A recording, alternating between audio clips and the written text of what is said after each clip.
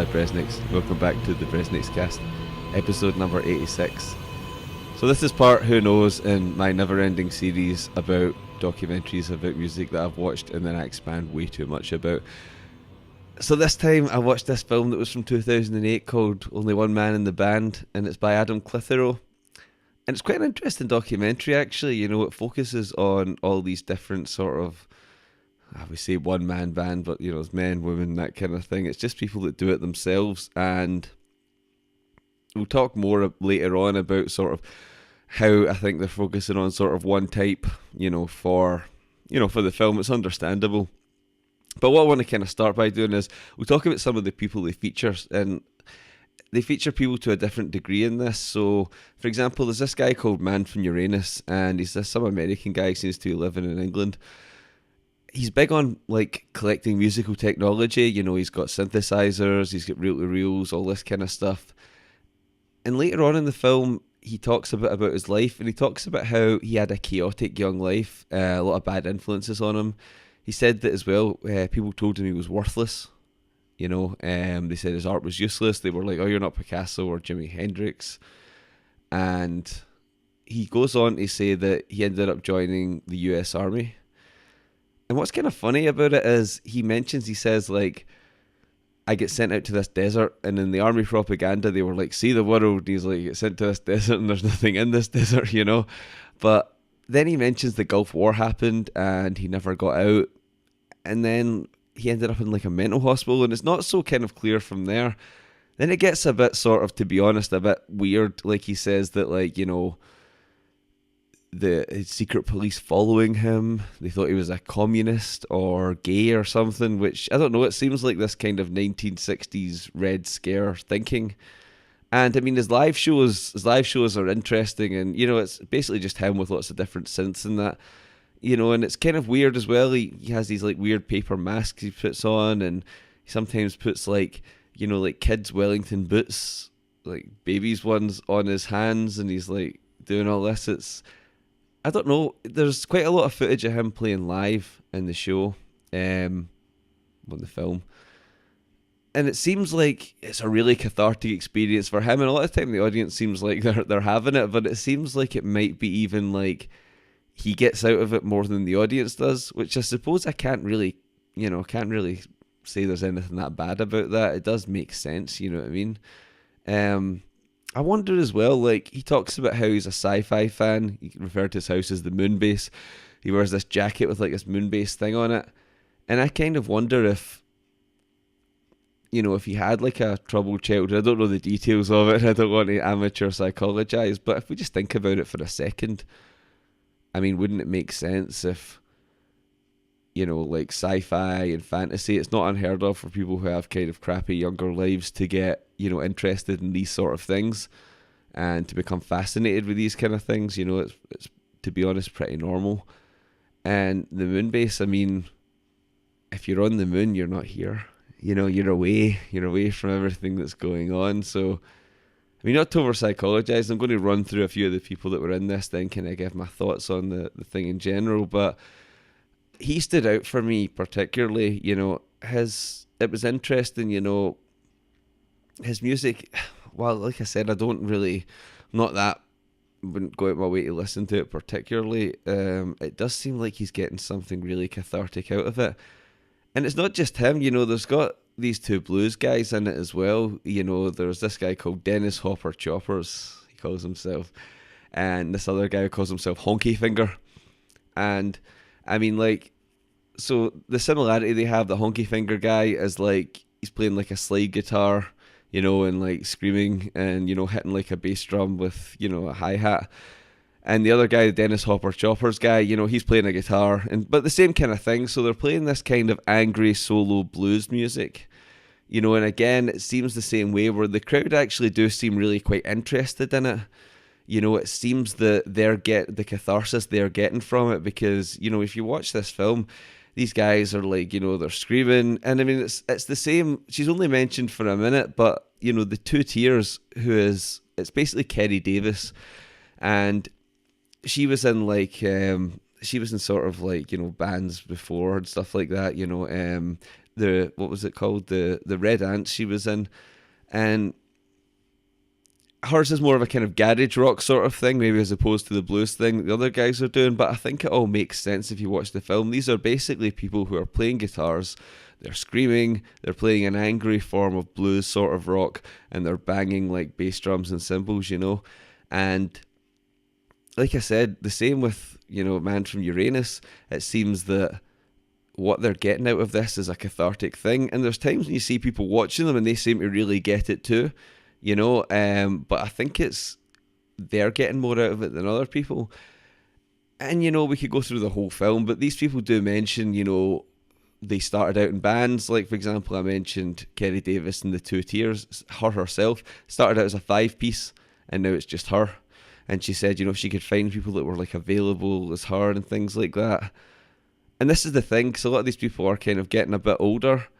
And when you're in your 20s and stuff like that, you know, it's kind of similar to what we talked about in the show about the American meme. You know, when you're in your 20s and stuff like that, it is a lot easier to have people who are available for this kind of thing, who are going to do this sort of thing. But then you start to get a bit older.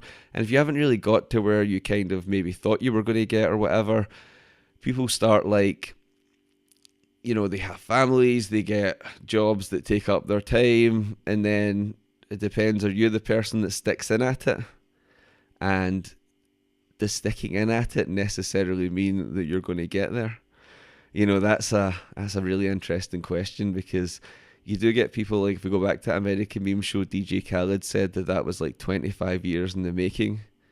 But you could stay the course for a long time. Look at, we did that show about Anvil and things like that. You know, you can stay the course for a long time and maybe still not get to where you think you should be or whatever. You know, it's, some people have said that success is the difference between like sticking out when other people throw in the towel, but I don't know if that's if that's kind of always true, you know. So we do find that there's, particularly for these people playing live, it's this cathartic thing. There's also this guy called Duracell, and he's like an English guy, seems to like live in France.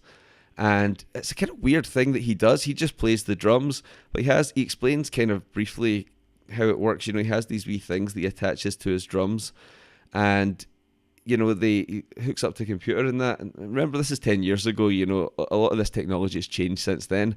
But, you know, like, he plays the drums and he plays them at different frequencies and different speeds, and these different sounds come in based on how he's playing them. And see, to be honest, it's actually quite hypnotic and quite fascinating. It's really interesting to watch. You know, you kind of at first you're like, oh, some guy playing the drums, but then when these different sounds come in and the intensity with which he, you know, bangs them, you know, like, again, it's that cathartic thing. It seems like, while the audience might enjoy it and might get something out of it, the person in the room who's getting the most out of it, the same as with the Two Tears or with Man from Uranus or any of them, it seems to be the artist themselves. And that's probably right. That's probably, to be fair, the way it kind of should be. But it is interesting to sort of think about that. Someone as well that I would like to kind of take a bit of time, because there is a guy on it called, like, his name looked to me like Thomas Trow, right? And that's the way I would say it, but apparently it's Thomas Truax. So he's this American guy, and I mean, there's some quite funny interviews with him in this documentary. There's this kind of one where he's on a train, but he's on like a normal train, and he's sitting beside like this old woman who's like reading a magazine and pretending she's not watching, and you know, like, he's talking and stuff, and then there's like a ticket guy, we would say, like, coming by shouting about tickets and stuff like that, and it's kind of funny that way. But yeah, this guy's, he's fascinating. He was in other bands before, you know, like WoW. He was part of the Toby Tyler Circus. He was also an animator for Celebrity Deathmatch, apparently. And what he does is he builds these instruments. So he had, for example, like, he's got this kind of wheel called Sister Spinster, and it kind of spins around, and it has these wee kind of, you just need to watch this film, but it has these wee things. It basically does the percussion, so it hits like the drums and things like that, you know. And like, he's got this kind of thing called the Hornicator, which is this like big, huge sort of horn thing, and sometimes he sticks his face in it, but he does these other things where it can provide different effects and stuff like that. So he's obviously quite very intelligent and very resourceful with like how he does things. But with him, and with a lot of the other people in this as well, there is this kind of odd sadness that runs through what they're saying. There's this talk of loneliness, and some of them talk about being let down by people and kind of like, just do this on my own sort of thing. And obviously this could be, part of like to do with the film and that, but there is, there's a lot of reasons why this might be, but we'll talk more about it. But this guy, Thomas Truax, he's got like an interesting voice, almost like a Nick Cavey sort of voice, that kind of baritone sort of thing. And his stuff, yeah, it's just fascinating, like how he builds these kinds of instruments. So he's got this kind of backing for him. I think the other person that's worth mentioning in some kind of detail is this woman called Ninky V.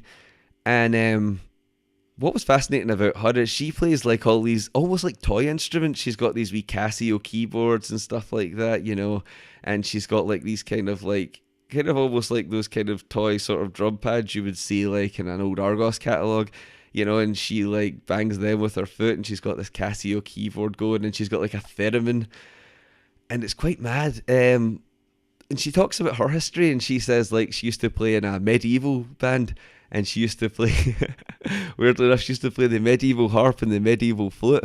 But I thought what was more interesting about that was she said that was the kind of thing that got her into drone music, which does make sense if you've heard that old sort of baritone stuff.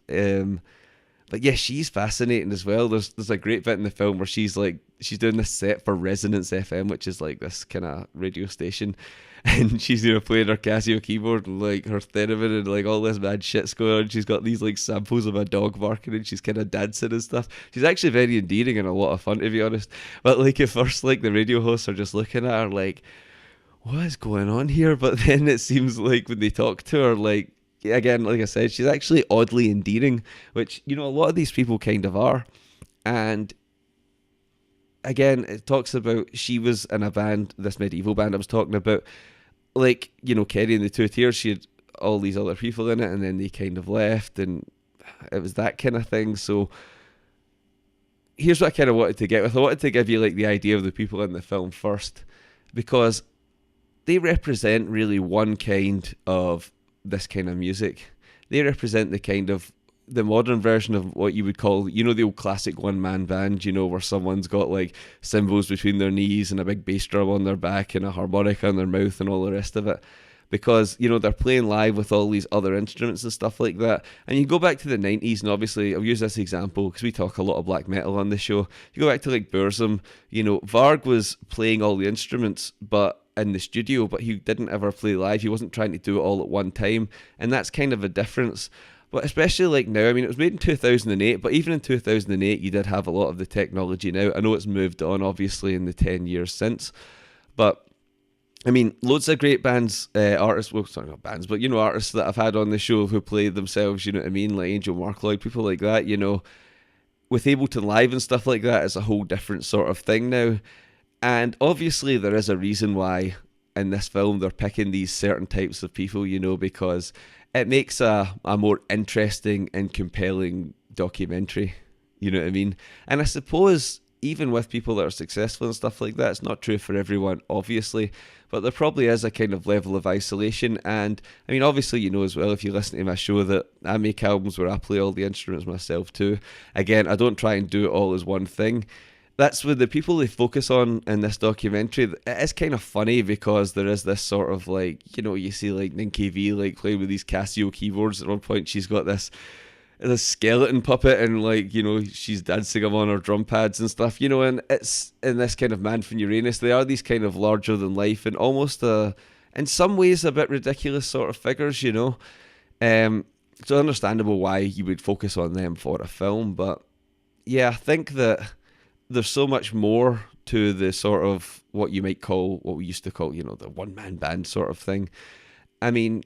Because now the way recording, I've just actually recorded a show with Situ, and we were talking about like, this sort of stuff about how you can get a really great sound, a professional sound, just recording yourself from home. And I think his way as well, the internet kind of, it does morph things, because it's that whole thing, that old thing that people have said before, we're more connected than ever, but we're more apart than ever, and it's weird. It's a good thing and a bad thing, because, it used to be, if you're making music, you would really need to play live and be part of like your certain set, and your scene, and where you lived and stuff like that. That was important. But now you can be part of like an internet scene, so that's not really as important as like it once might have been. So it's, I don't know, it's interesting, you know. And that's the thing, like, there's a lot of statements in this. It almost sounds like you could watch it and assume that, oh, these are people that just do this because they failed in some way. And I think that's kind of the wrong attitude to take towards it, you know. Maybe there was other people in the vans and stuff like that, but they're continuing doing what they want to do now. Some of them are still making music and some of them aren't. I'm actually trying to get Thomas Truax on the show. If you're listening, Thomas, email me back. I would be interested to talk to you.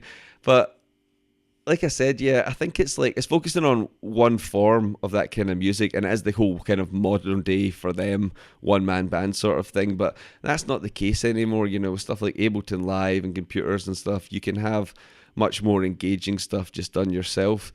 But it's fascinating to think about it, and this trend will get more and more. You know, it seems that more and more people are doing stuff themselves just because they can now.